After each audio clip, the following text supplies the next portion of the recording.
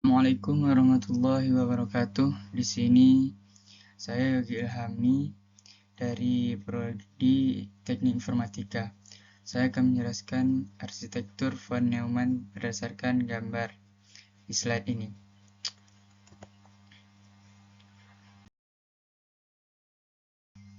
Yang pertama, secara umum arsitektur von Neumann membagi komputer menjadi 3 bagian utama: perangkat input-output, main memory, dan central processing unit atau CPU.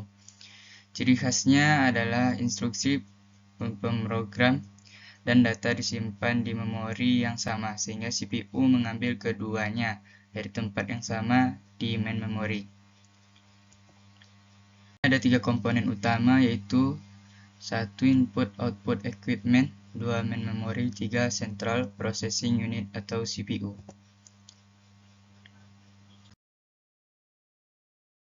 Yang pertama, di sisi kiri ada blok input atau output equipment.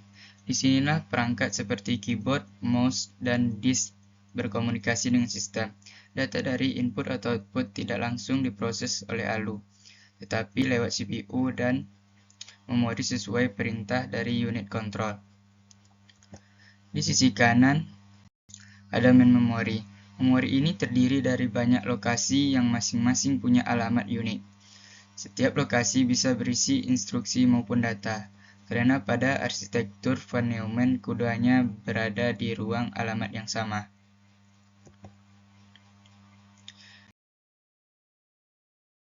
Ketiga,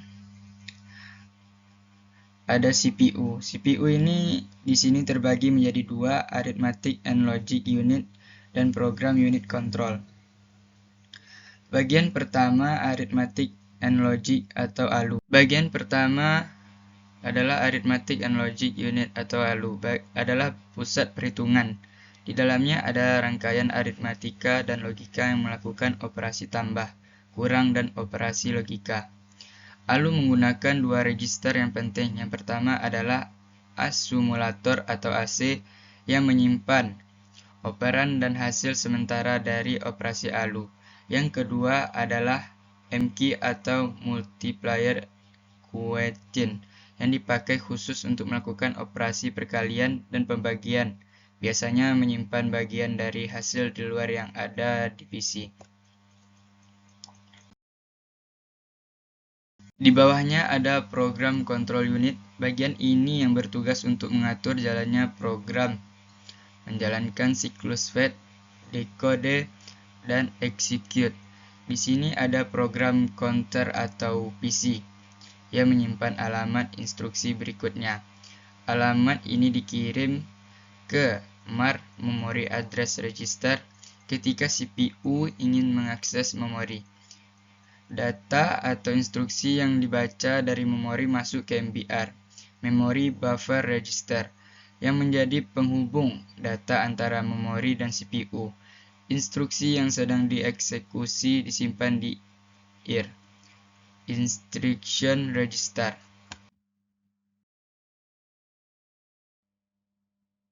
Instruction Register menyimpan instruksi yang sedang dieksekusi. Karena pada komputer IAS, satu word memori bisa berisi 2 instruksi. Instruksi kedua sementara disimpan di IBR, Instruction Buffer Register, sampai giliran dieksekusi. Semua perpindahan data dan pelaksanaan instruksi diatur oleh control circuit, yaitu rangkaian kontrol yang mengeluarkan sinyal untuk memindahkan data antar register, mengaktifkan ALU, dan membaca atau menulis memori. Ada juga BR sebagai register kerja tambahan untuk menyimpan nilai sementara. Secara singkatnya, alur kerjanya begini. PC menunjuk alamat instruksi di memori. Alamat itu dikirim ke MAR, dan word instruksi masuk ke MBR. Opcode disimpan di IR. Lalu kontrol sirkuit menerjemahkan dan mengeksekusi instruksi. Jika perlu, alamat data dikirim lagi ke MAR. Datanya masuk ke MBR kemudian dioperasikan oleh ALU menggunakan AC dan M-key. dan hasilnya bisa dikembalikan ke memori. Dengan cara ini, semua bagian pada gambar bekerja sama untuk menjalankan program, mulai dari mengambil instruksi, memproses data, sampai mengirimkan hasil ke perangkat input ataupun output. Di sini ada siklus fetch, decode, atau execute. Proses ini diulang terus untuk setiap instruksinya. Sini ada kelebihan arsitektur von Neumann. Yang pertama, desain sederhana dan mudah direalisasikan. Yang kedua, mendukung storage program. Program dapat diganti hanya dengan mengubah isi memori. Yang ketiga, menjadi dasar komputer general purpose modern. Dan ada kelemahan dari von Neumann. Satu CPU dan memori memakai jalur yang sama untuk instruksi dan data. Kecepatan sistem dibatasi oleh kecepatan akses memori. Sekian penjelasan saya tentang arsitektur von Neumann. Terima kasih. Wassalamualaikum warahmatullahi wabarakatuh.